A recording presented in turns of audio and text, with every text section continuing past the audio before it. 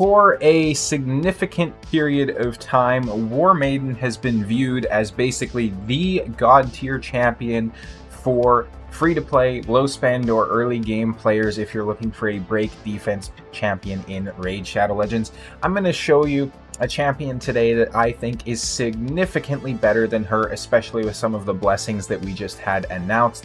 So let's go ahead and hop into it real quick. While I pull up War Maiden here, make sure to go ahead and subscribe to the channel as well as like the video if you're liking the content. The support has been absolutely amazing recently, so thank you guys all so much for that. It is much appreciated, of course. This is War Maiden. What does she have? She has an attack one enemy, 30% chance, placing the small version of a poison for 1 turn. Attacks one enemy, places the big version of an increased attack on herself, and places an extra hit if it's critical. The extra hit cannot be critical. And then, of course, the skill she's known for, where she attacks all enemies, has a 75% chance of placing the big version of a decreased defense debuff for 2 turns. And that is on a 3-turn cooldown, of course. She has base stats, 97 speed, 14.7 on the HP, and 727 defense. Now, one of the big saving graces to War Maiden, well, a couple of them at least, is the fact that she is a campaign farmable champion, and the fact that she's a rare. So obviously you can farm her in campaign, you can get duplicates of her fairly easily, and even if you don't farm for her, you can essentially just use rare books to book her up, so she's very resource smart. The champion I'm going to show you here today is actually in the High Elves, and I have not seen anyone ever talk about this champion, and maybe I'm just crazy, but I think she is pretty good, and that is going to be Fencer. Fencer is actually a pretty decent champion in my opinion. She does have around 500 reviews, and as you can see, everybody is pretty high on her. Why is that? Well, let's take a look at her kit. A1 attacks one enemy 2 times, each hit having a 25% chance. Sorry, that would be a 30% chance, placing the big version of a decreased speed. Sorry, no, that would be small version of decreased speed. So 15% decreased speed debuff for 2 turns on an A1. Then she has an attack one enemy, has a 100% chance of placing a stun for 1 turn, steals 20% of the target's turn meter if the stun debuff is not placed. And her A3 attacks all enemies, 100% chance of placing a 30% decreased defense debuff for 2 turns on a 3-turn cooldown. She has better speed, she has slightly better defense, I believe, and she has better HP than War Maiden, which is pretty fantastic. And she also brings in Aura to increase ally attack in dungeons by 23%. I don't know why more people aren't talking about this champion. If we think about progression, let's hop back over to War Maiden real quick, right? Apart from the decreased defense, what does War Maiden bring you? Basically nothing. If you're looking for a poisoner, you're not looking to have a 30% chance on the A1 for a weak version of a poison. You're not really worried about bringing an increased attack from her because she's only placing it on herself, and she doesn't even have incredible multipliers to be able to actually make use of that increased attack.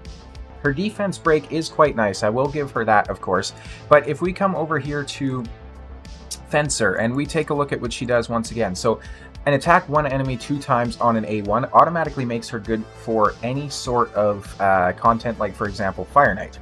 And I am actually going to show you guys probably the most budget Fire Knight team you can possibly run later on in this video, so make sure to stay tuned for that as well. We run it through Fire Knight 20 with all rares except for 1 epic champion, so I think it was fantastic.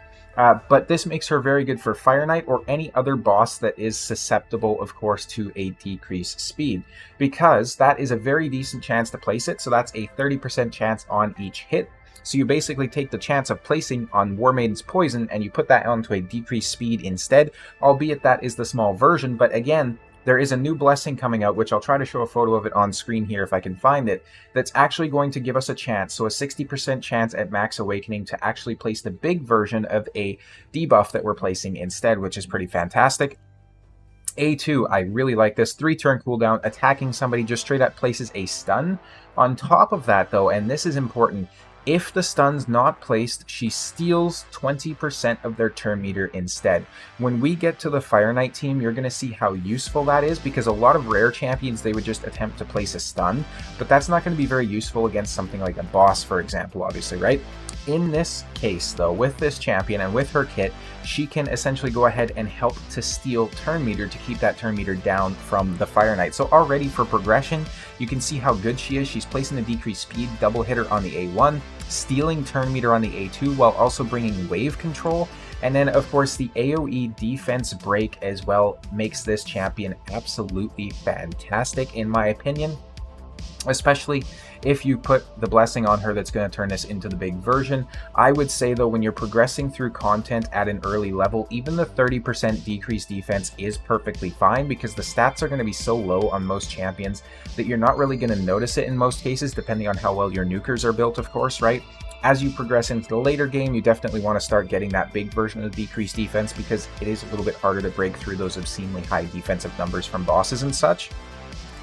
And of course, the ally attack in dungeons by 23% is a very solid aura as well. It is one of the better attack auras, I would say, especially for a rare champion. So I told you guys that we did actually use her in Fire Knight 20. You might think I have some insane gear on her. She's 6-starred, fully awakened. That is not the case. She is 5-star, not a single blessing on her. I do, of course, have some fairly decent gear. So she's currently rocking 43,000 on the HP. She's got 1,300 on the defense, 250 speed, and 250 accuracy is what I was pushing. If you go, so that's a very fast build for an early game player, right? So if you go lower speed, slightly lower accuracy, you can build her out with a lot better stats. Not to mention, I don't have her 6-starred, so I had to push for accuracy on these pieces, whereas if you have her 6-starred, you can get a lot of that accuracy from your banner, of course, or HP or whatever stat that you might want to build her with. And you could ascend your lower pieces of gear here too, right? And she's mainly in, 5-star or at least 6-star epic gear.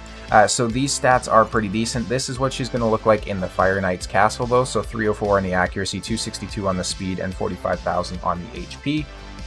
No masteries on this champion, and I did not even have her fully booked except her A2. Somehow I managed to get every single book to land into her A2, essentially, which is insanely lucky or unlucky depending on how you look at it.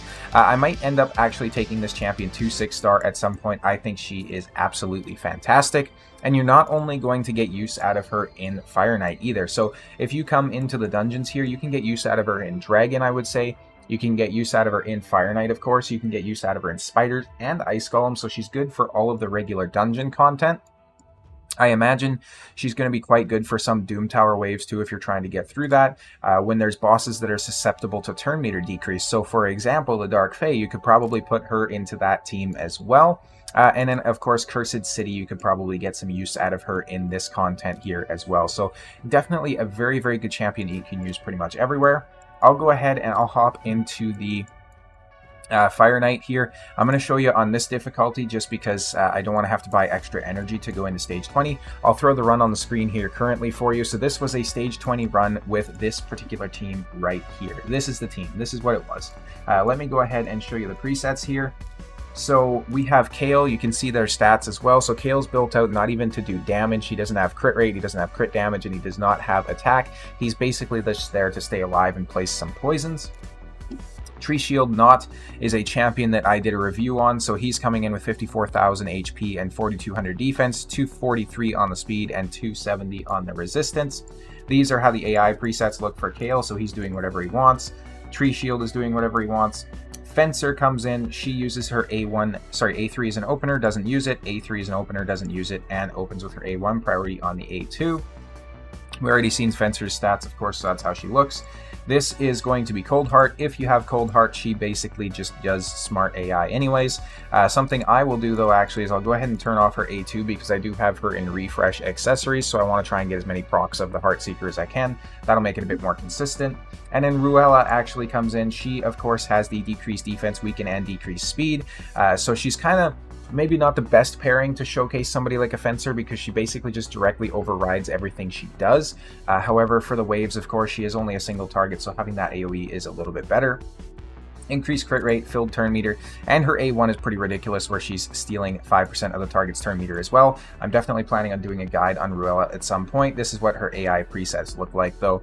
So I hope this was interesting for you guys. Let me know down below if you've heard about Fencer before or if you think she's a good champion. Maybe I'm just crazy, maybe I'm delusional, who knows? But in my opinion, at least, I think she's a rare that more people need to talk about. And between her and War Maiden, I would say really the only bonus that War Maiden brings is she's campaign farmable, so you can kind of guarantee yourself that with enough energy you'll be able to get a copy of her. Whereas with Fencer, it's going to be a little bit of luck of the draw whether or not you can actually acquire her. That being said though, especially in the lower rarity champions for something like even Faction Wars, there's not too many competent decreased defense champions. You're basically looking Tyrell or Royal Guard if you're looking for decreased defense, and even at the legendary level, there's not too many champions that do it. I don't know if there's any really, actually. I think Bellinor might do it. Yeah, he does do it. But apart from that, like, there's not too much in here for debuffers, so even if you're trying to get through Faction Wars and get your Lydia or something like that, I think Fencer could be a very competent option for you to use, and you'll definitely get some late to end game utilization out of her, at least in a Doom Tower, probably in the secret rooms as well. Thank you guys once again all so much for the support on the channel, and I'll see you in the next video.